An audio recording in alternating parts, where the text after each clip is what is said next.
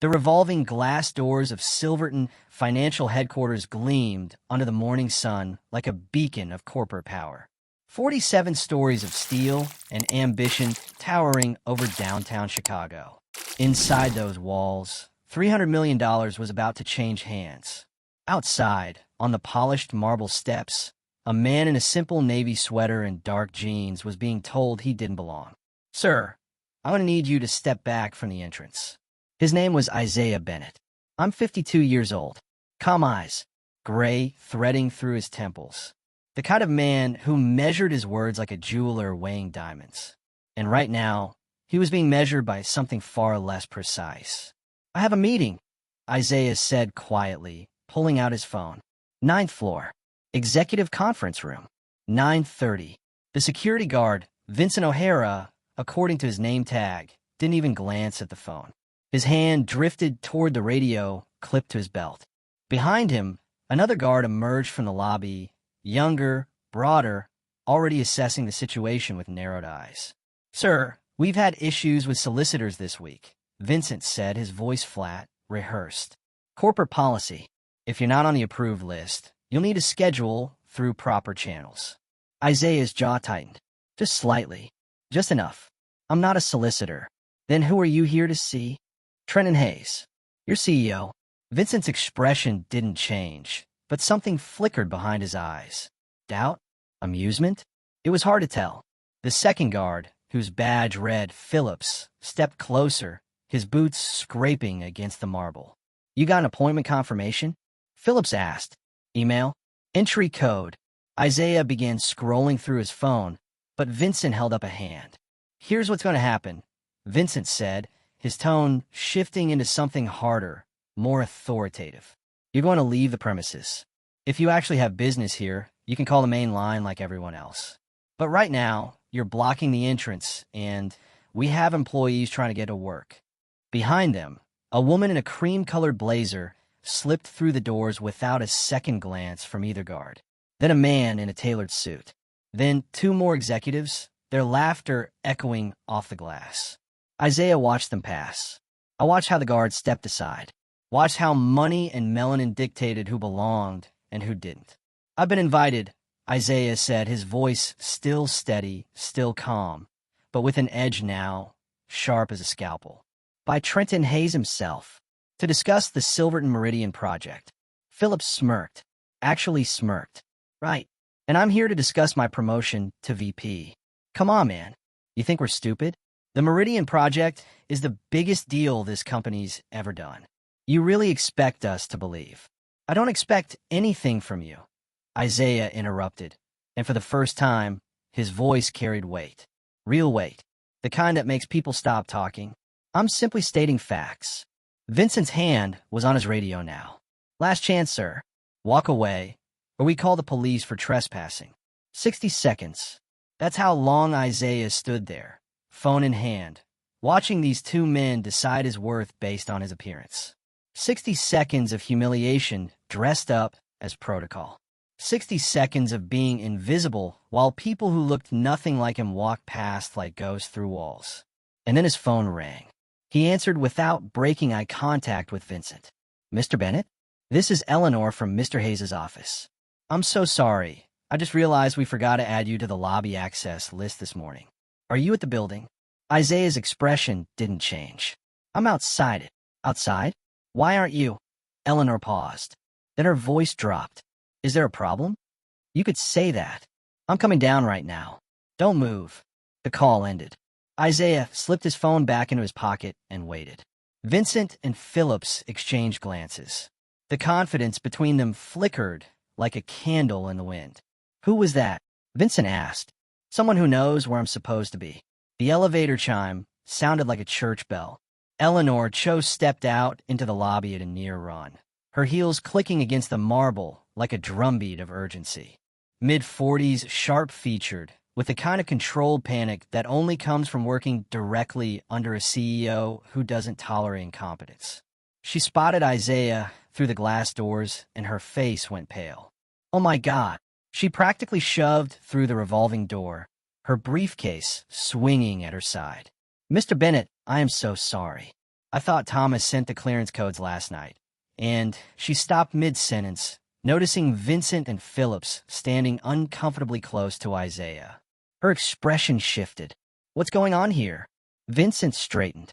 Ma'am, were you preventing Mr. Bennett from entering the building? The question landed like a slap. We were following protocol, Vincent said quickly. He didn't have credentials, and he doesn't need credentials. Eleanor's voice cut through the air like ice. He's our primary investor. The words hung there. Primary. Investor. Phillips's smirk evaporated. Vincent's face went from tan to something closer to ash. Isaiah Bennett. Eleanor continued, gesturing toward the man who'd been treated like an intruder, is the founder and managing partner of Bennett Capital Group. His firm is funding the entire Meridian project. All $300 million of it. Silence. The kind of silence that feels like falling. Vincent opened his mouth. I closed it. I opened it again. You didn't do that? Eleanor's eyes were cold now. Professional fury barely contained. You didn't think to check? You didn't think to ask politely? You didn't think that maybe, just maybe, someone showing up for a 9:30 meeting with the CEO might actually belong here? He wasn't dressed like what? Isaiah spoke for the first time since Eleanor arrived, his voice quiet but devastating. Finish that sentence, Vincent.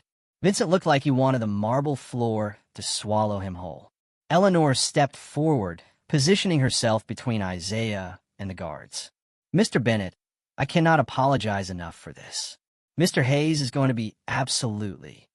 It's fine, Isaiah said, though his eyes suggested it was anything but. Let's just go upstairs. Of course. Right this way. As they moved toward the elevator, Isaiah paused and turned back to the two security guards, who were now standing frozen like statues carved from regret. You know what the interesting thing is? Isaiah said softly. I've been coming to buildings like this my whole career, and I can't count how many times I've been stopped, questioned, assumed to be in the wrong place. But I've never stopped being surprised by it. You let that sit for a moment. The Meridian Project is supposed to break ground in 6 weeks. $300 million to revitalize the South Side. Housing, jobs, community centers. It's going to change lives. Isaiah's gaze moved between Vincent and Phillips, and the two of you almost derailed it over a sweater and a pair of jeans. Eleanor looked like she might be sick. Mr. Bennett, please. The elevator. They walked toward the bank of lifts in silence. Behind them, Vincent and Phillips stood in the lobby like men watching their careers circle the drain. The 9th floor of Silverton Financial was all glass and chrome. Modern art on the walls. Panoramic views of Lake Michigan stretching to the horizon. The kind of space designed to make people feel small and important at the same time. Isaiah walked through it like he'd built it himself. Because in a way he had. Eleanor led him past rows of offices and conference rooms until they reached the corner suite. Through the frosted glass, Isaiah could see figures moving. Executives in expensive suits, tablets glowing, voices muffled by soundproofing. They're waiting for you, Eleanor said, her voice still carrying the weight of mortification. And Mr. Bennett, I really am sorry about what happened downstairs. That should never have. Eleanor. She stopped. It's not your fault, Isaiah said, but it is this company's problem. Before she could respond, the conference room door opened. Trenton Hayes stood in the doorway, 6'2", silver hair, custom suit that probably cost more than most people's monthly rent. His smile was warm, genuine, the kind that had closed 1,000 deals. Isaiah, there you are. Come in, come in. Everyone's eager to get started. He extended his hand, and Isaiah shook it firmly. Trenton, good to see you. You too, my friend. Traffic treating you okay? Traffic was fine, Isaiah said evenly. Your security, however, Trenton's smile faltered. What? Eleanor spoke up from behind. There was an incident in the lobby, Mr. Hayes. I'll brief you after the meeting. Trenton's eyes narrowed slightly, flicking between Eleanor and Isaiah. Isaiah could see the calculations happening behind those eyes. The risk assessment, the damage control, the corporate instinct to smooth things over and move forward. We'll definitely discuss it, Trenton said carefully. But right now, we've got a room full of people waiting to hear your vision for the Meridian Project. Shall we? Isaiah nodded once and stepped inside. The conference room was exactly what he expected. 12 executives around a table that could seat 20. Architectural renderings on the walls. Financial projections on screens. A scale model of the proposed development in the center of the table. Miniature buildings, tiny trees, little people living perfect little lives in a perfect little neighborhood. $300 million, reduced to foam board and plastic. Ladies and gentlemen, Trenton announced as Isaiah entered, I'm pleased to introduce Isaiah Bennett, managing partner of Bennett Capital Group. Isaiah is the visionary and primary investor behind the Meridian Project, and he's graciously agreed to walk us through the community integration phase. Polite applause, warm smiles, nods of respect. Isaiah wondered how many of them would have stopped him at the door, too. He moved to the head of the table, setting down his worn leather messenger bag. No briefcase, no tablet, just a man and his thoughts. Thank you for having me, Isaiah began. I know you're all busy, so I'll be direct. The Meridian Project represents more than just an investment for my firm. It represents a promise. He pulled out a single folder from his bag. Inside were photographs, not renderings, not projections, real photographs. These are pictures of the South Side neighborhood where I grew up, Isaiah continued, sliding them across the table. 78th and Princeton. This building here, that was Mrs. Patterson's corner store. She gave me my first job at 14, stocking shelves for $3 an hour. The executives leaned forward, studying the images. This lot here? That's where I played basketball every day after school, where I learned that working hard and playing fair didn't always mean you'd win, but it meant you could look yourself in the mirror. Isaiah's voice remained steady, but there was fire underneath now.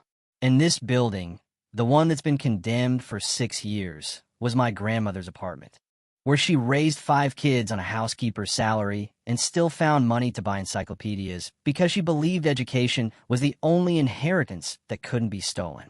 He paused, letting the weight of those words settle. The Meridian Project isn't just about buildings. It's about legacy, about proving that investment doesn't have to mean displacement. That growth doesn't have to mean pushing people out.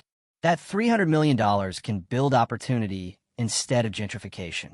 Trenton was nodding, his expression serious now, engaged.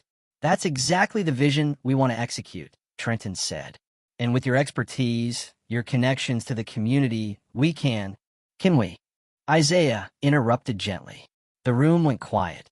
Can we really? Isaiah repeated. Because this morning, before I could even enter this building to discuss investing $300 million into your company's flagship project, I was stopped by your security team.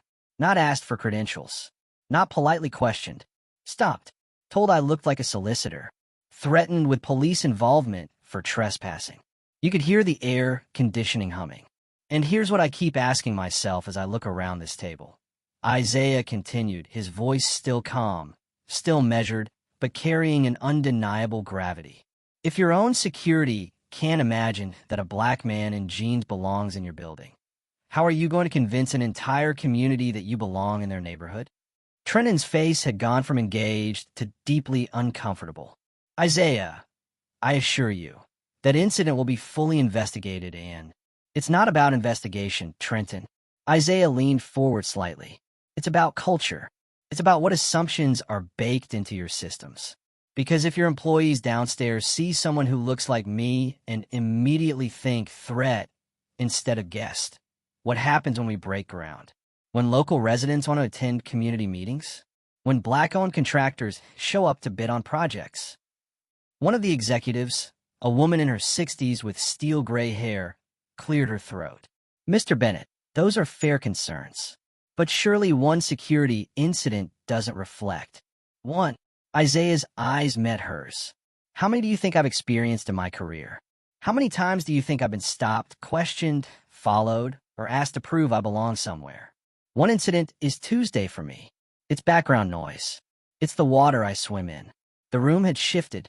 The polite corporate energy had evaporated, replaced by something rawer, more real. The question, Isaiah continued, is whether you're willing to look at that water, Whether you're willing to acknowledge that the same systems that made your security team see me as a problem are the same systems that have kept communities like the South Side underinvested and overlooked for decades. Trenton stood up slowly. Isaiah, you're absolutely right, and I want to address this head on. What happened this morning is unacceptable, and it's symptomatic of larger issues we clearly need to confront.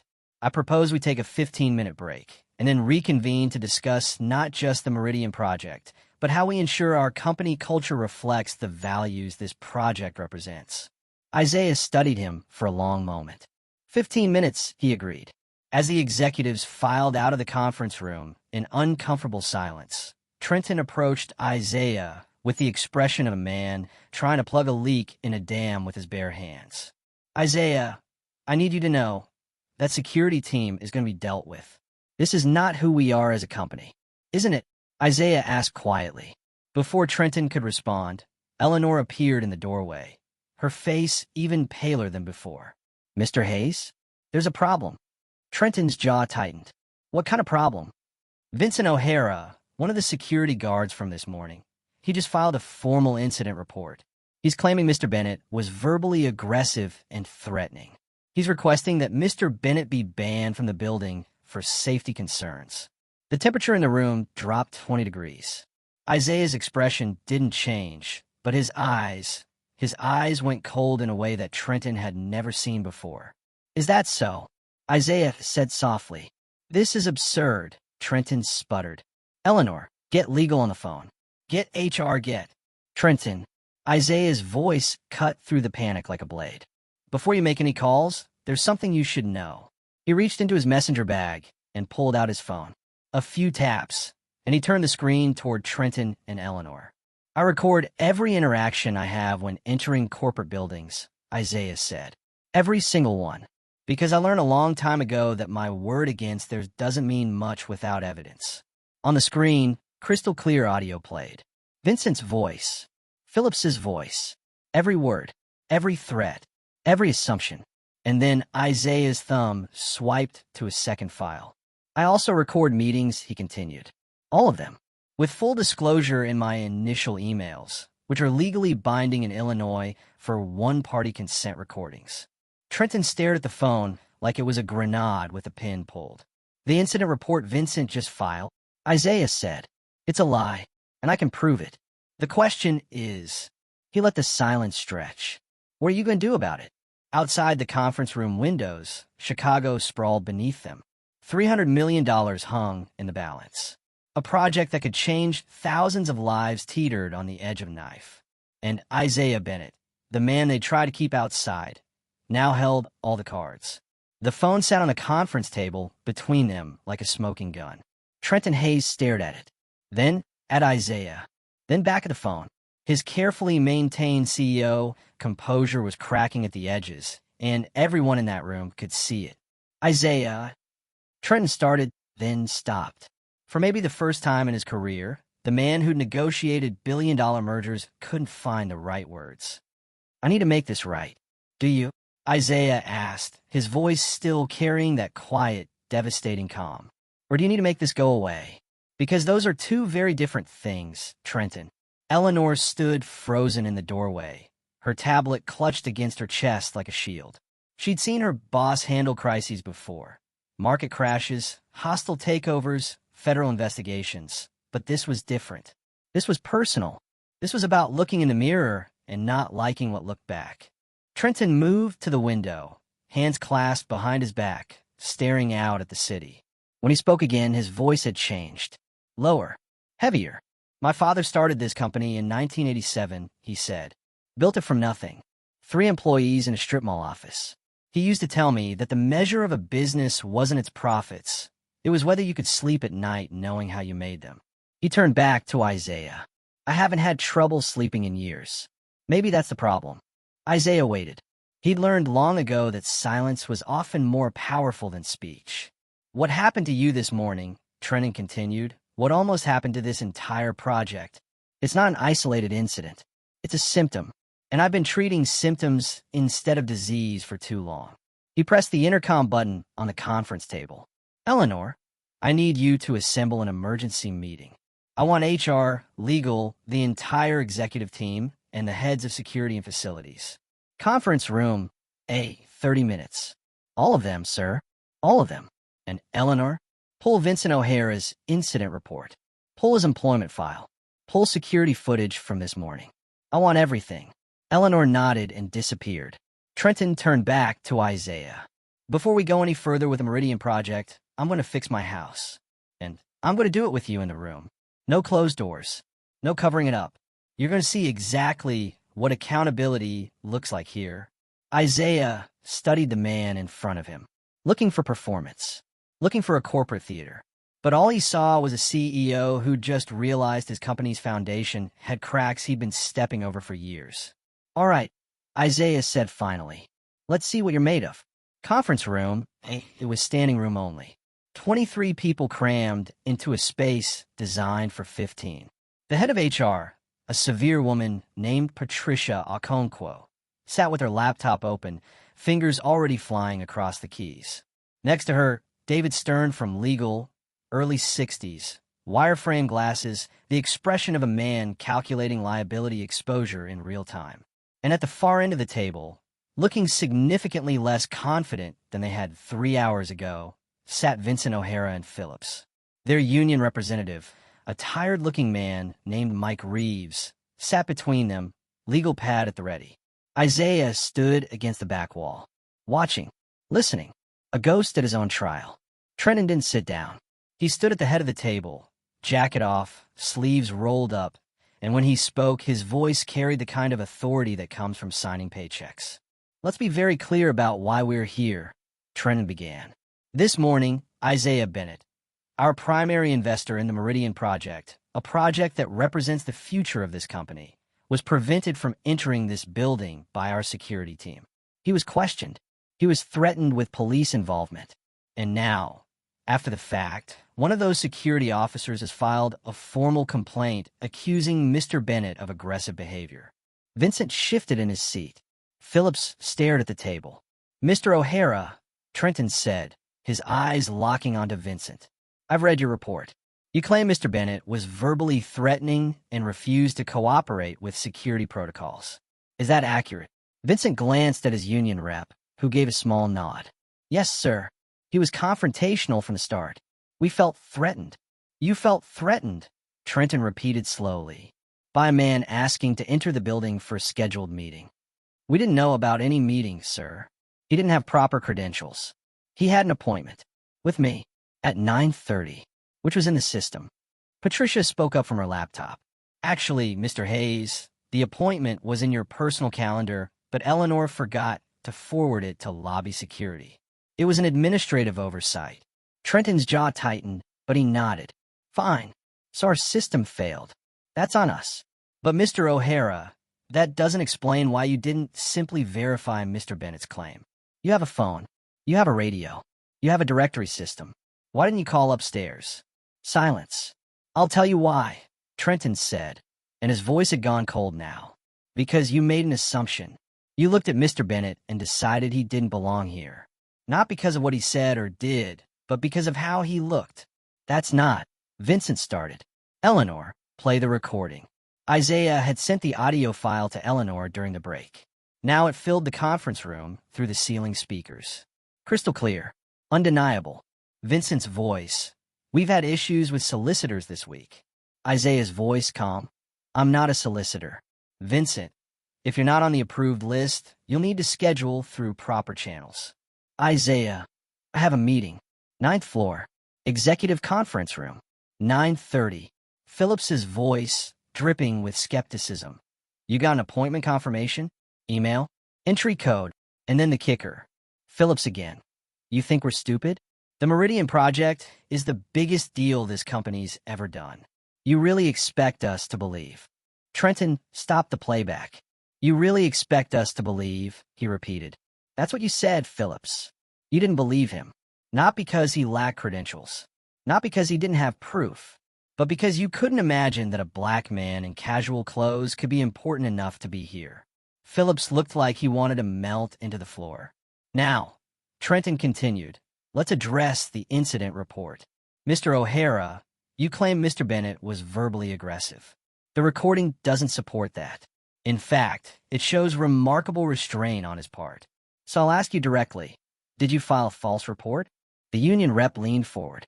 Mr. Hayes, with respect, my client. Did you file a false report? Trenton's voice cut like steel. Vincent's mouth opened, closed. His eyes darted to Phillips, to his rep, to anywhere but Trenton's face. I may have misremembered some details. Misremembered. Trenton let the word hang in the air like a noose.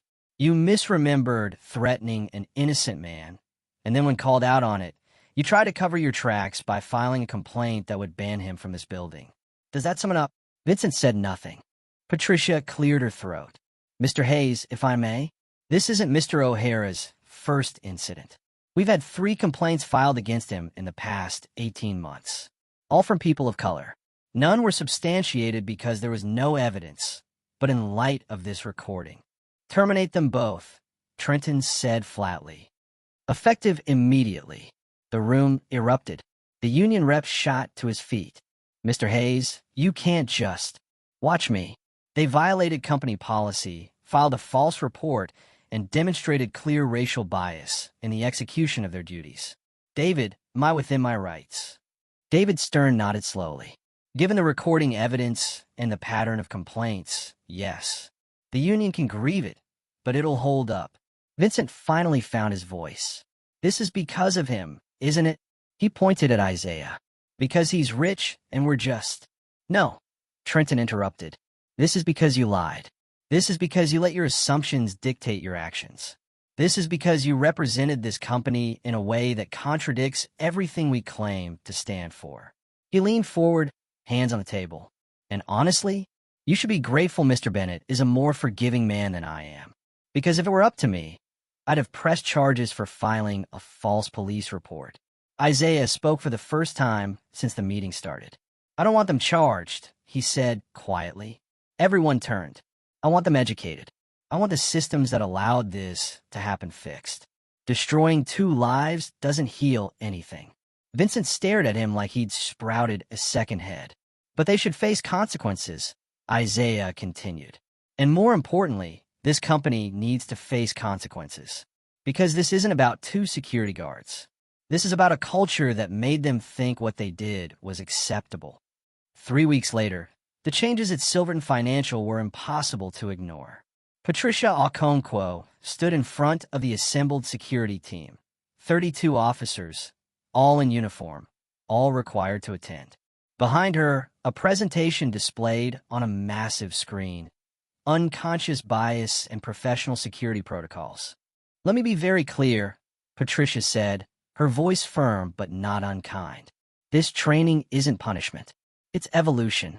What happened 3 weeks ago revealed gaps in our procedures and our culture. We're here to close those gaps. The training was mandatory. 8 hours. Developed in partnership with the NAACP, the Anti-Defamation League, and a private consulting firm that specialized in corporate bias intervention. It cost Silverton Financial $200,000. Trenton Hayes approved it without blinking. But the training was just the beginning. New protocols went into effect company-wide. Every lobby interaction, lasting more than 2 minutes, had to be logged and reviewed weekly. Security officers received updated guidelines. Verify claims before denying access. A new AI system analyzed security footage, flagging interactions that showed disparate treatment based on appearance. A confidential hotline was established for employees and visitors to report bias incidents.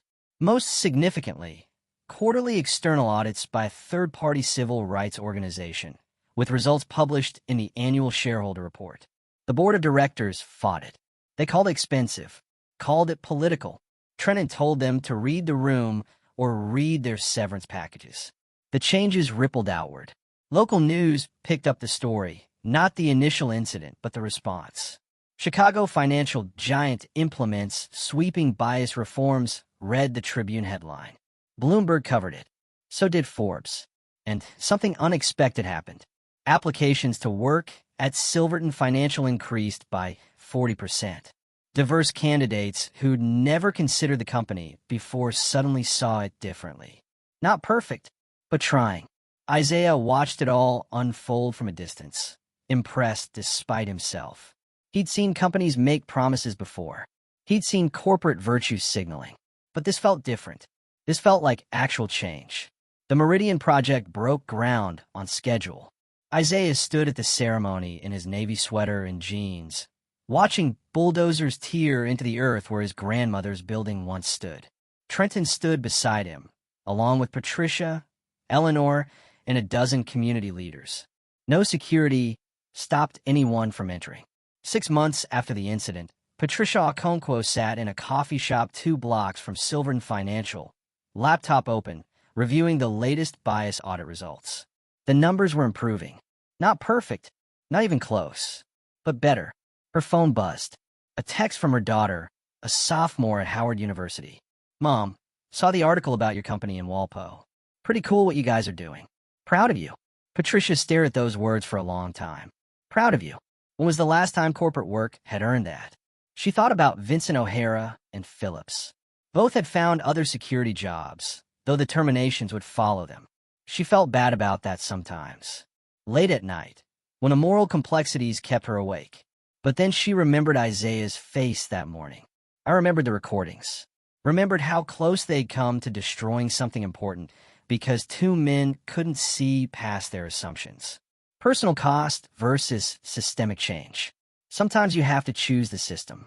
A year later, Isaiah Bennett stood in a completed community center on the corner of 78th and Princeton.